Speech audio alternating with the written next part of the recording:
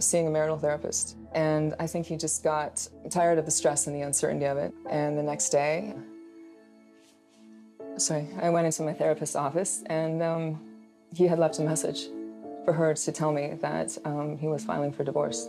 Have you ever wondered what happens behind closed doors in the lives of the world's most powerful people? While the public sees success, wealth, and ambition, the private reality is often far different. Elon Musk, a name synonymous with innovation and ambition, has built an empire that spans electric cars, space travel, and artificial intelligence. But while his professional life soared to unimaginable heights, his personal life took a different trajectory. His first wife, Justine Musk, once believed in the dream of building a future together with him. However, their marriage unraveled in a way that shocked the world. What really happened between them? What was the final incident that made her walk away for good? Roller coaster ride in terms of watching Elon go through the trials and tribulations of working, and the toll that's, it takes on a relationship. And you accept that when you're, spending time with him, you're getting a very small part of him, because 95% of his mental energy is still being consumed by these problems.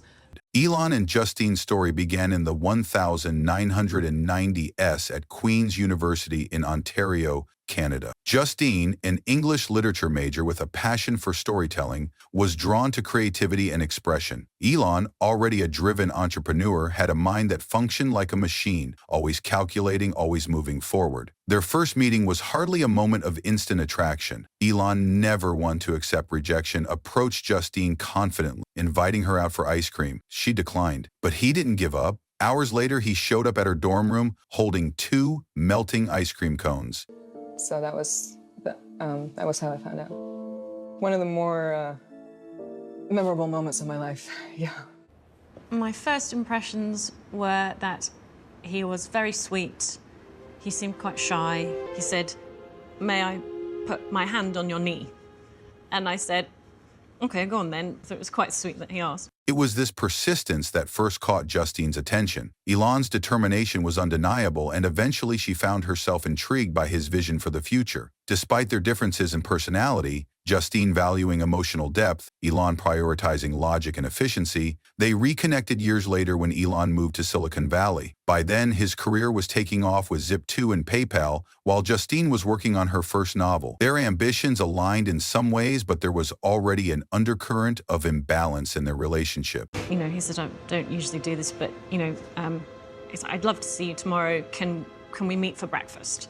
And we had breakfast, and then at the end of breakfast, he said, "Will you come and have lunch with me?" So then we went for lunch, and then he said, "Will you come to dinner?" And then I remember one evening he said, would you like to come back to my hotel room so we can look at rocket videos? And I thought, I was like, okay, yeah, I'll come back. And we did get into his hotel room, and he did just show me rocket videos. In January 2000, Elon and Justine tied the knot. It seemed like the beginning of a powerful partnership, but the reality of their marriage was not as equal as it appeared from the outside. Elon was deeply focused on efficiency, success, and results, not just in business, but in his personal life as well. His approach to relationships mirrored his approach to work, structured, disciplined, and demanding. I mean, I was very young when I met Elon. I was 22, so I hadn't really, yeah, that was it, school and a bit of acting. And then I fell pregnant on honeymoon. Justine, on the other hand, believed in mutual respect and partnership. She expected their marriage to be a union of equals. However, Elon saw it differently. He believed in hierarchy, even within relationships. He once told Justine bluntly, "I am the alpha in this relationship." At first, she laughed it off, but over time, those words became a painful truth. She found herself being treated as a supporting character in Elon's story rather than an equal partner. Elon didn't have many friends. I remember thinking, wow, what an incredible man. Never met anyone like him.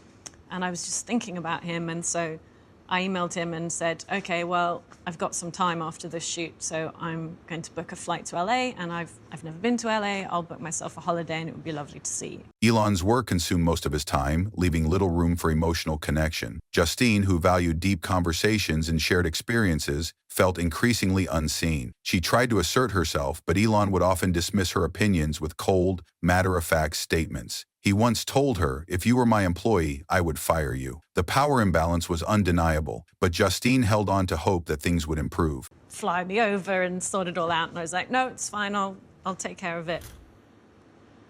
And then he said, I don't want you to go home and I want to marry you.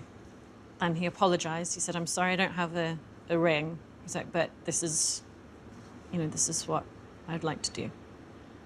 And so we shook hands on it. And I said, yes, I will do. In 2002, Elon and Justine welcomed their first child, Nevada Alexander. Their joy was short-lived. At just 10 weeks old, Nevada passed away from sudden infant death syndrome, SIDS. The loss was crushing for Justine. She needed to grieve, to express her sorrow, to talk about the pain. But Elon saw grief differently. To him, emotions were roadblocks to progress. My father told my mother at the end of their first date that he was going to marry her. And so I think I was primed to think that after 10 days, you know, I thought, yep, that's how it happens, that's what love is. And do that thing, Dad. you know, obviously moved straight into the house with the children, and it became a very real thing immediately. When Justine tried to talk about their son, Elon shut down the conversation. He told her he did not want to discuss it. He chose to cope by moving forward, immersing himself in work, and refusing to look back. Justine, however, felt isolated. The silence surrounding their loss only deepened her feelings of loneliness. It was a fracture in their marriage that could never fully be repaired. Determined to continue growing their family, Justine turned to IVF. In 2004, she gave birth to twins, Griffin and Xavier. 2 years later, triplets Damien, Saxon, and Kai were born. With 5 young children, their home should have been filled with warmth and love. Instead, Justine felt increasingly sidelined. He was trying to avoid bankruptcy. Every day, Elon would come home and say, tomorrow, that's it. Being ridiculed in the press, horrible things being said.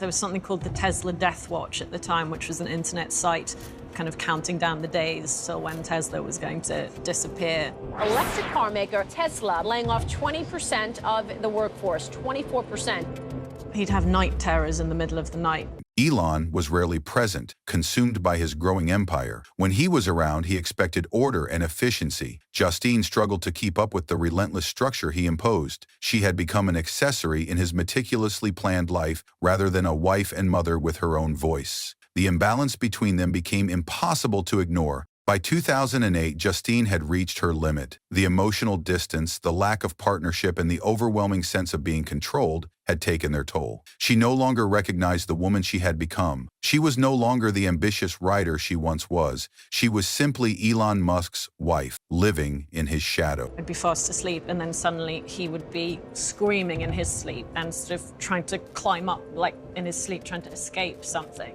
All available resource had to be plowed into the projects, into the companies. You know, he gave me an out. He said, this is going to be the hard path, and you don't have to stay for it. Then, out of nowhere, Elon sent her a text message that shattered any remaining illusion of reconciliation. He informed her with no warning or discussion that he was engaged to someone else. No conversation, no attempt to work through their issues, just a simple message declaring that their marriage was over. To outsiders, Elon and Justine seemed to have it all: wealth, success, 5 children. But behind closed doors, their relationship had deteriorated into a struggle for power and identity. Elon approached marriage as he did business, cutthroat and efficient. He had moved on not just emotionally, but legally and romantically before Justine even had time to process what was happening. He'd plowed his money into Tesla and SpaceX. He was under incredible stress. I was worried he was going to have a heart attack.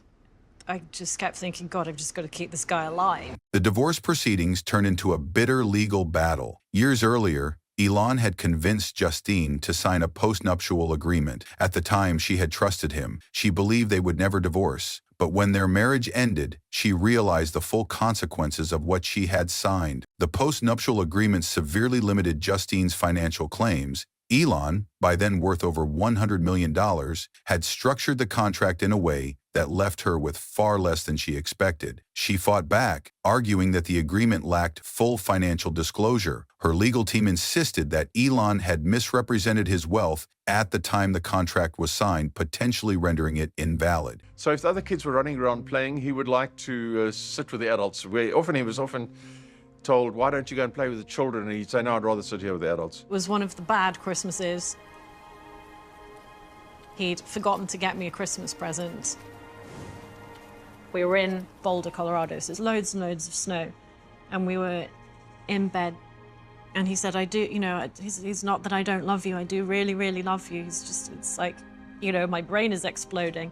Elon, however, stood his ground. He maintained that Justine had signed the agreement willingly and that it should be upheld. The battle dragged on for 2 years. In the end, the court ruled in Elon's favor. The contract stood. Despite losing the financial case, Justine focused on securing a stable future for their children. She was determined to reclaim her identity, even if it meant walking away with less than she believed she deserved. Unlike most high-profile divorces which are settled quietly, Justine refused to remain silent. She wrote an explosive essay detailing the power struggles and emotional neglect in their marriage. She described how Elon controlled their assets, leaving her financially dependent. She spoke about how she had to fight not just for money, but for her dignity and recognition as an equal partner in their shared journey. And I was like, no, I know, it's fine. And he sort of got up in the middle of the night and disappeared. I was like, where has he gone?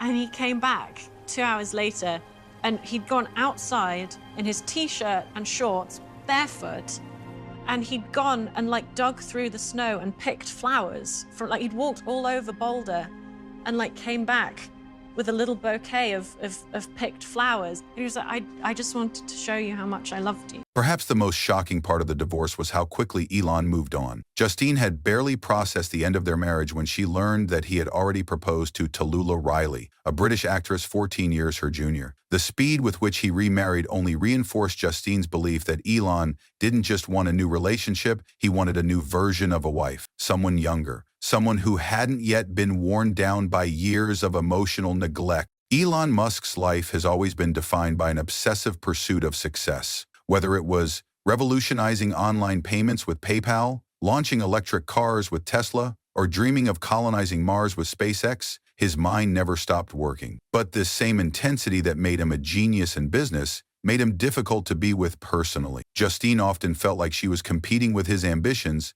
Their conversations revolved around his companies, his vision for the future, and the challenges he faced at work. There was little room for emotional connection or vulnerability. I'm happy to say that SpaceX and Tesla are in the hands of my brilliant son.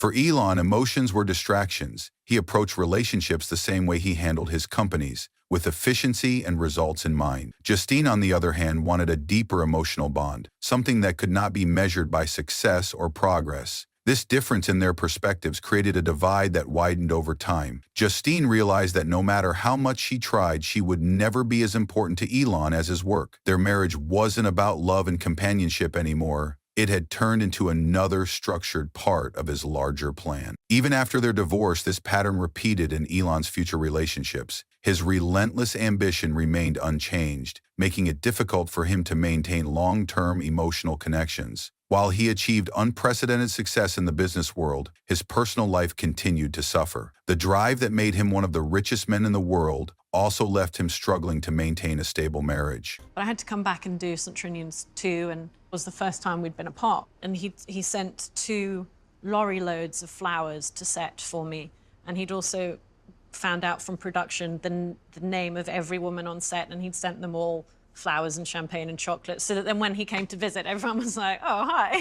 Being married to one of the most influential men in the world came with challenges that most people could never understand. In the beginning, Justine admired Elon's confidence and brilliance, but over time, admiration turned into a struggle for control. Elon had a clear idea of what he wanted in every aspect of his life, including his marriage. He expected his wife to adapt to his structured lifestyle without question. Justine, however, had her own dreams and desires. She wanted a partnership built on equality, but Elon's need for control made that impossible. Tallulah, it's on the card, here.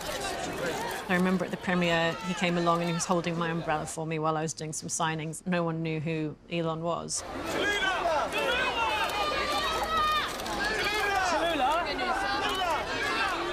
He was very sweet and lovely.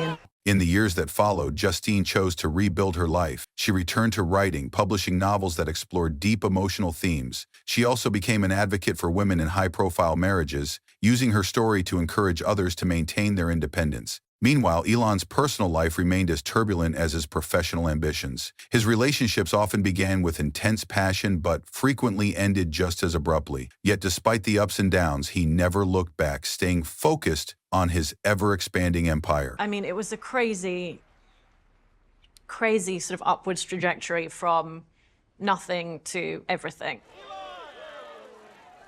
It felt like being on a rocket. You know, we were being invited places, and I remember we were at a party, and then actually at that dinner, I think I sat next to Bill Clinton, and Elon said, the great thing about being famous is that when you sit next to somebody you don't know at a dinner party, they think the bad conversation is their fault. Justine, on the other hand, found true peace in stepping away. Her greatest victory wasn't about money or legal battles. It was about reclaiming her identity and independence. What do you think about Justine's decision? Let us know in the comments. And if you enjoyed this, don't forget to like, subscribe, and turn on notifications for more deep dives into the lives of influential figures.